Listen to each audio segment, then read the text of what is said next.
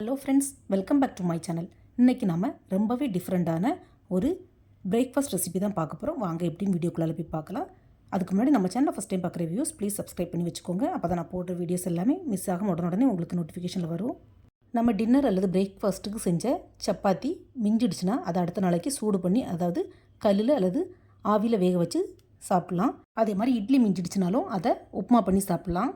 அதே மாதிரி நம்ம பண்ண இடியாப்பம் மீதி வந்துடுச்சுன்னா அதையும் இந்த மாதிரி உப்புமா பண்ணி சாப்பிட்லாம். அதாவது மார்னிங் பிரேக்ஃபாஸ்ட்டுக்கு பண்ண இடியாப்பத்தை ஃப்ரிட்ஜில் வச்சு நைட்டுக்கும் டின்னர் மாதிரி பண்ணலாம். அப்படி இல்லைன்னா நைட்டுக்கு பண்ணது மிஞ்சிடுச்சுன்னா அதையும் அடுத்த நாள் பிரேக்ஃபாஸ்ட்டுக்கு பண்ணலாம்.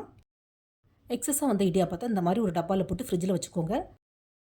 நம்ம பிரேக்ஃபாஸ்ட் அல்லது டின்னர் பண்ண போகிறோன்னா அந்த டயத்தில் இடியாப்பத்தை எடுத்து இந்த மாதிரி உறுத்து விட்டுக்கோங்க. சில இடியாப்பம் பார்த்திங்கன்னா அவிச்சு கொஞ்ச நேரத்துலேயே, அதாவது மிச்சம் வந்துடுச்சுன்னா நம்ம யூஸ் பண்ணவே முடியாது. ஏன்னா அது அரிசியோட குவாலிட்டியை பொறுத்தது.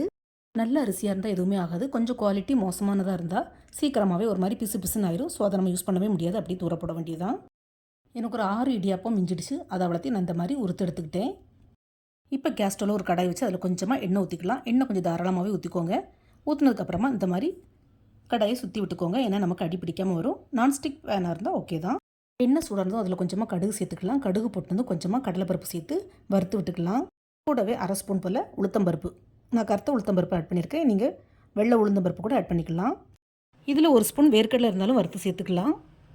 கூடவே காரத்துக்கு ஒரே ஒரு பச்சை மிளகாய் சேர்த்து அதையும் வதக்கி விட்டுக்கலாம். அது கூடவே 1 ஸ்பூன் போல் வெங்காயம். ஃப்ரெண்ட்ஸ், சின்ன வெங்காயம் ஆட் பண்ணி பண்ணிங்கன்னா டேஸ்ட்டும் ஃப்ளேவரும் நல்லாயிருக்கும். வெங்காயம் லைட்டாக வதங்கினதும் அது கூட ஒரு துண்டு இஞ்சியை கட் பண்ணி இந்த மாதிரி குட்டி குட்டியாக கட் பண்ணி சேர்த்துக்கோங்க. ஃப்ரெண்ட்ஸ், நான் ஒரு 6 இடியாப்பத்துக்கு தான் அந்த இன்க்ரீடியன்ஸ் அவ்வளோ சேர்த்துருக்கிறேன். நீங்கள் குறைவோ கூடுதலோ உங்கள் தேவையை தக்கன ஆட் பண்ணிக்கோங்க. அதே மாதிரி இஞ்சியை மட்டும் ஸ்கிப் பண்ணாமல் ஆட் பண்ணிக்கோங்க. ஃப்ரெண்ட்ஸ், இஞ்சி மட்டும்தான் இந்த இடியாப்ப உப்புமாக்கே நல்ல ஒரு ஃப்ளேவர் கொடுக்கும். இப்போ இதில் ஒரு கைப்பிடி அளவுக்கு நல்ல ஃப்ரெஷ்ஷான பச்சை கருவேப்பிலை ஆட் பண்ணிக்கோங்க. கூடவே கொஞ்சமாக காயப்பொடியும் மஞ்சப்பொடியும் சேர்த்து நல்லா மிக்ஸ் பண்ணி விட்டுக்கோங்க. இதில் இப்போ நம்ம உறுத்து வச்சுருந்த இடியாப்பத்தை ஆட் பண்ணிக்கலாம்.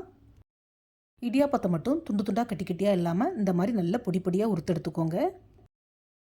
இதில் நம்ம இது வரைக்கும் உப்பு ஆட் பண்ணவே இல்லை. ஆனால் ஆல்ரெடி இடியாப்பத்தில் உப்பு போட்டு தான் நம்ம வேக வச்சு எடுத்துருப்போம். ஸோ ஜஸ்ட் ஒரு பிஞ்ச் மட்டும் ஆட் பண்ணிக்கோங்க. இப்போ இடியாப்பத்தை நல்லா மிக்ஸ் பண்ணி விட்டுக்கோங்க.